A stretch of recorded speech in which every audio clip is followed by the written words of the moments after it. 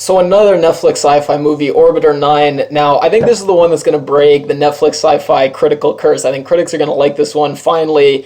Now, comparing it very similar to Titan, which came out last weekend about space colonization, a lot of similar themes and ideas. I think this is better. Now, Titan, it had some better visuals because it clearly had a much larger budget, but I think even though this was low budget, they used the budget they had to great effect, and some of the little things they did with set design, like they'd have 4 computer monitors, and rather than just having blank monitors, they would put very detailed, intricate-looking program on each of the different monitors. They would fill the walls with sketches. Again, probably doesn't cost too much to fill a page with sketches, but just when you're looking at the sets never felt cheap, and some of the interiors they used, they looked very futuristic, very, very scientific, so I liked a lot of the choices they made. Some of the things they did with light were great. There were a lot of nice shots, so it's very nice to look at. I never felt like it was low budget, and there were some world building elements I liked. A little bit of the Blade Runner neon that they threw in there, but most of all, the concepts that they explored, which for me that's the highest mark of good sci-fi, that it gets you thinking about different concepts. It was just fantastic. Whatever word you want to say, whatever superlative, I thought it was fantastic. Way better than Titan as far as getting you thinking. So I can definitely recommend this if you are someone who likes thought-provoking sci-fi. Now, huge caveat, some people in my Titan review, they commented really mad about how it didn't make logical sense and there were plot holes. I think that if you got mad at the plot holes in Titan, you're going to get mad at the plot holes in this, because right from the start, there's things that if you think about them too hard, I think it really decreases your enjoyment of the movie, and not everything makes perfect logical sense. But if you're looking at these things as, interpreting it more as metaphors, and you put yourself in identifying with the characters, not because you really think that what they're doing makes logical sense, but because they're kind of metaphors for the human condition and what we go through in a similar but different way, I think you'll like it a lot. So I'm going to walk through all the different ideas I think the movie explores. There will be spoilers. I'll switch over probably a third of the way through the video, but I will warn you once I get into spoiling some of the twists of the movie. So we start off, we have a protagonist, Helena. She's on a ship. And right now, she's the only one on the ship. She's known her parents. Her and her parents, they used to be on the ship together. Her parents aren't there anymore. So she's alone on the ship, and she's going on this long journey to this faraway destination in space. Now, a couple things that jump out. You see her exercising, and one, you start to think of, how would I behave if I was on this journey, there was no one around to observe me? How hard would it be to exercise when there's no one around to see you doing it? There's no one to observe your behavior. How hard it would be to do all these things that we do in normal life when suddenly we're really alone and we can do whatever we want. There's no constraints on us anymore. And you start to think of, could you do this? Could you make it on this journey? And you think, well, how long can I spend by myself? And you think in your life, what's the longest I've ever spent by myself? And you might think, oh, well, I spent, a whole weekend by myself one time and I had no interaction, I was fine.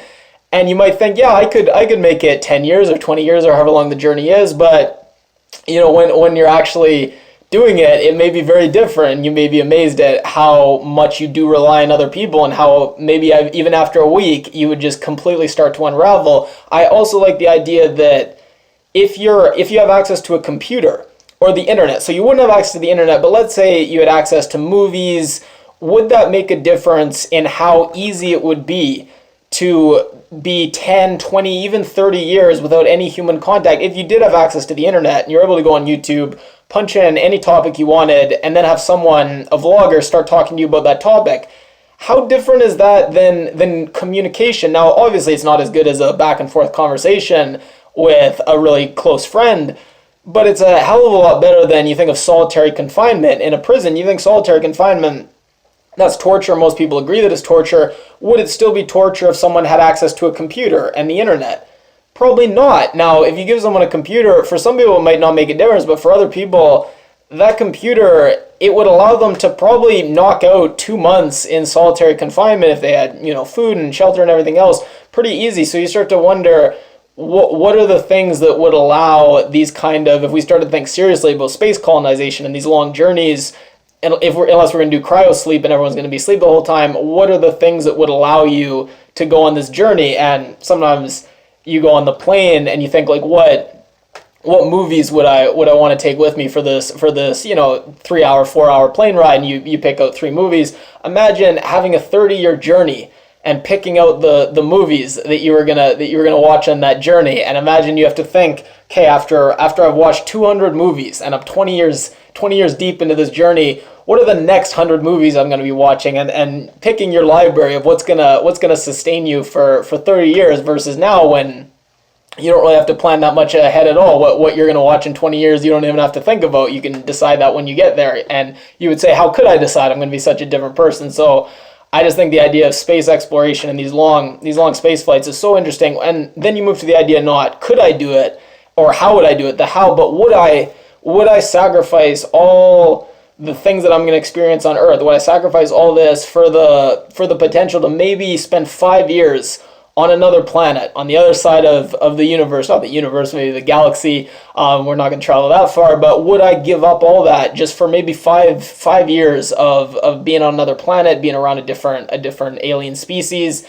And I think some people would say, yes, absolutely. I love the unknown. I think that's great. And I think that's noble, but kind of wrong and kind of sad. Sometimes I think if whoever created the universe, they wanted to teach us lessons about philosophy, but they didn't want to write a book and leave a book on Earth for us to find, but they instead wanted to write their lessons within the nature of reality itself. And they wanted us to study nature, to look at the world and draw our own conclusions about how we should live from observing the nature of reality. What better way to try to teach us that, happiness comes from within, and we should, we should look inward for meaning and satisfaction in our lives. What better way to convey that through having a universe that's very empty, and so far from what we can tell the universe is, and then have one planet where we happen to be born and have it be so teeming with life and nature, and just, it would astound you if you go on the internet and type in things you can't believe exist on Earth, things that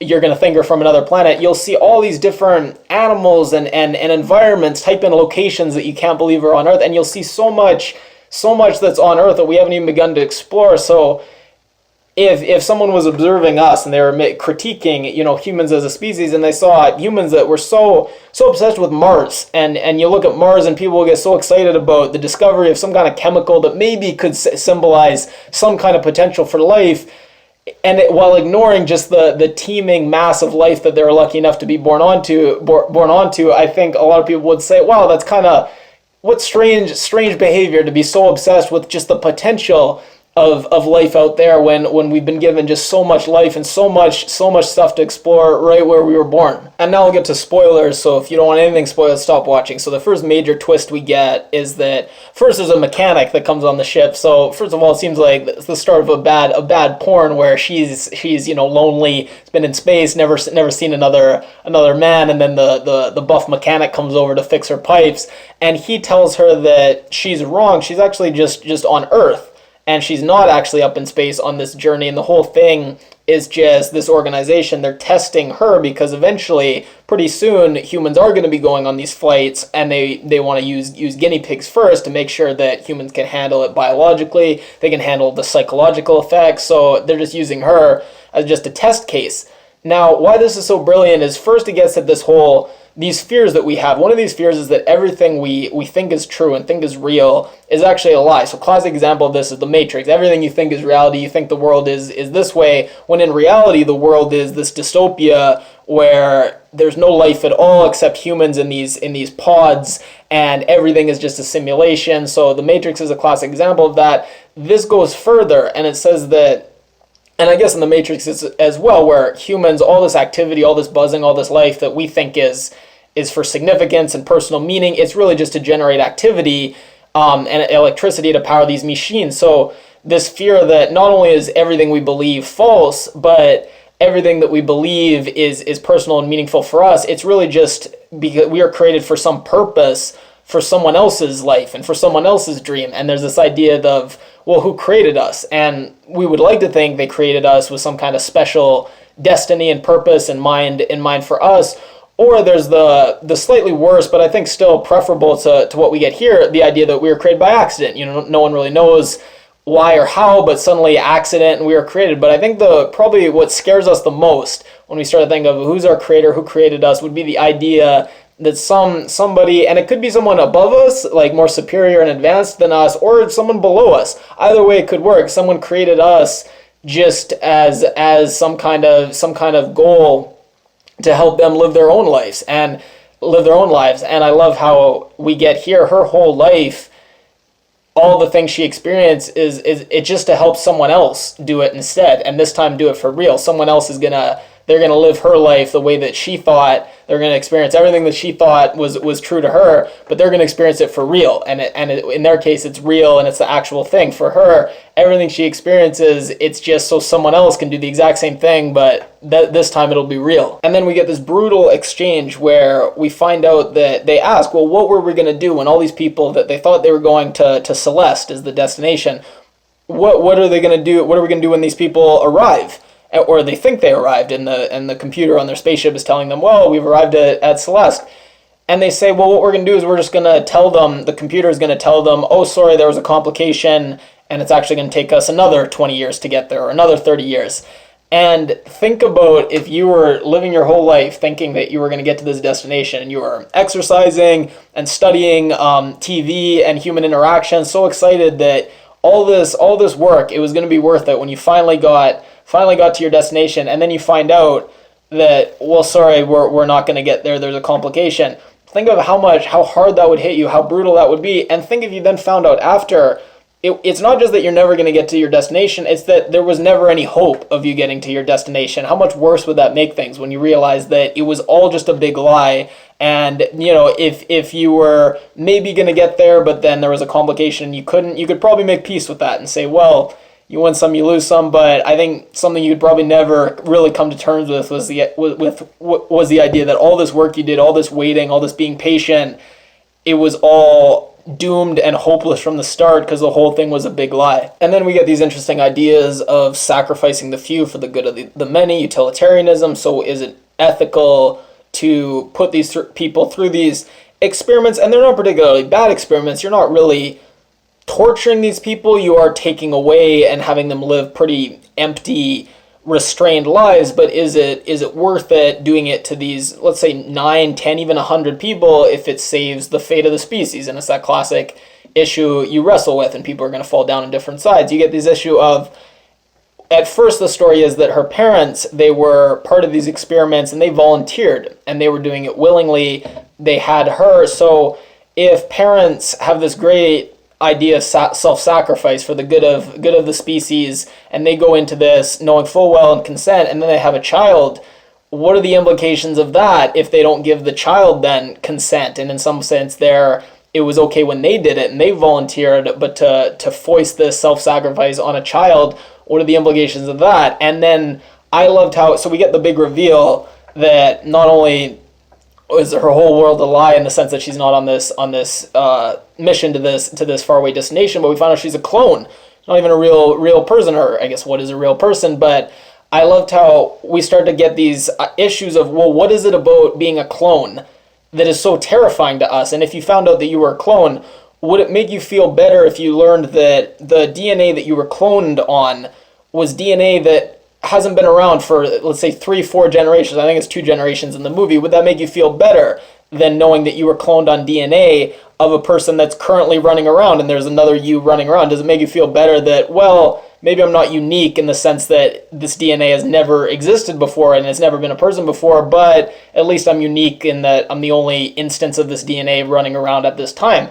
If you were cloned from DNA from someone millions of years ago on the complete other side of the universe, would that bother you at all? Or would you say, well, you know, for all intents and purposes, I am unique? And then one thing that I didn't think was entirely clear was, so her parents, the dad pretty clearly was not her father, but the mother, it was unclear whether they had advanced enough technology where they could raise a baby from without using a surrogate woman at all. But I don't think that, if you look at their technology, it didn't seem that advanced. So I think what happened was they took the DNA, they made a fully fertilized zygote from someone who already existed. I don't know if zygote's the right word, I'm just throwing that out there. And then they implanted it in her mother, and her mother was kind of like a surrogate mother. And I think that this is most likely the case from the technology, and then also the fact that her mother clearly did feel this attachment to her much more than her father. Now, you can read into it what you will, but it's often the case that surrogates, women who take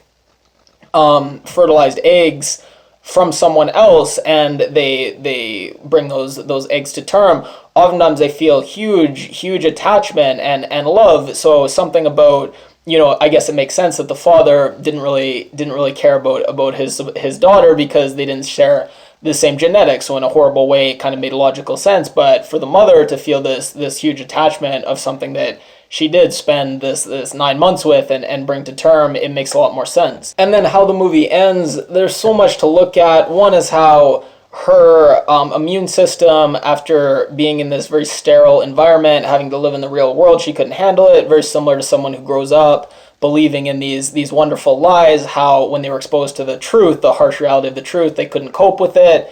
We get the idea that she wants to go back, and after she finds out that her whole life is a lie and she finds out what the real world is like, well, she just wants to go back to that blissful ignorance, and usually you can't, but in this case she actually is able to go back. And what's more, her mechanic, Álex, follows her in there and lives this life with her. And I love the idea that kind of symbolizes the lies that we have to tell ourselves, others, the lies we have to believe about the world if sometimes we really want to be with the person we love the most. Now, on the video there, if anyone does know how they explained why she thought she was on this journey and no one else except her parents could really be on this journey with her, where did she think the mechanic was the whole time? Did she think she was part of this fleet and the mechanic was just one of the other ships on the fleet? It just seemed a little unclear what she believed the nature of this fleet was, how many people she thought were part of it, and why she accepted that